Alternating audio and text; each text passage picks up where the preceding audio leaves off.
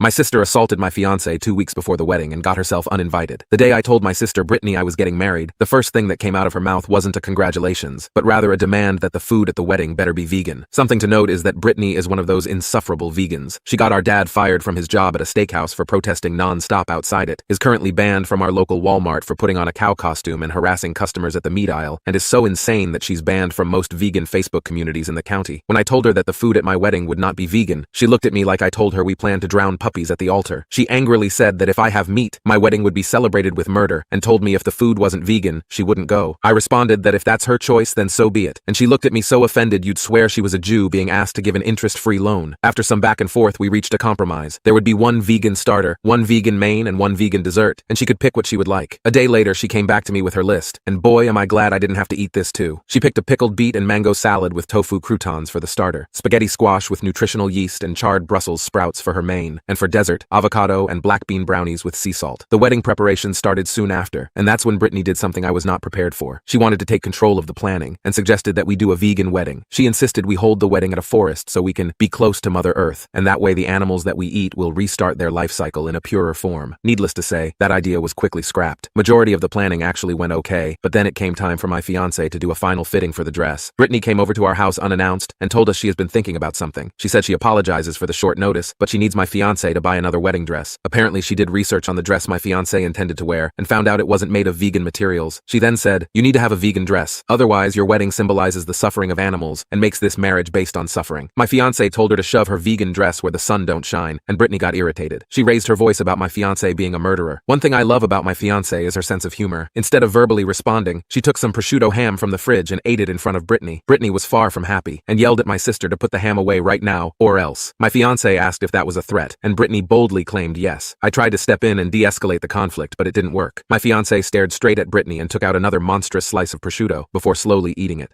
This is tasty. Want to try it?" she asked. Well, that's when Brittany exploded. She lunged for my fiance's hair and grabbed it, and my fiance grabbed her hair back. My fiance then slapped Brittany hard, and Brittany grabbed a glass off the counter. At that moment, I stepped in with the intent of separating them, but given that Brittany was already mid-swing of the glass, it connected with my temple and smashed. Red started pouring everywhere, and my fiance instantly rushed to me. She screamed at Brittany to get out, and that if she tries to show up at our wedding, security will escort her out. I ended up being okay other than my eye being bruised for the wedding, and as far as Brittany, she did actually try to show up. Not to attend the wedding though, but rather to protest the meat consumption happening. She was escorted out anyway.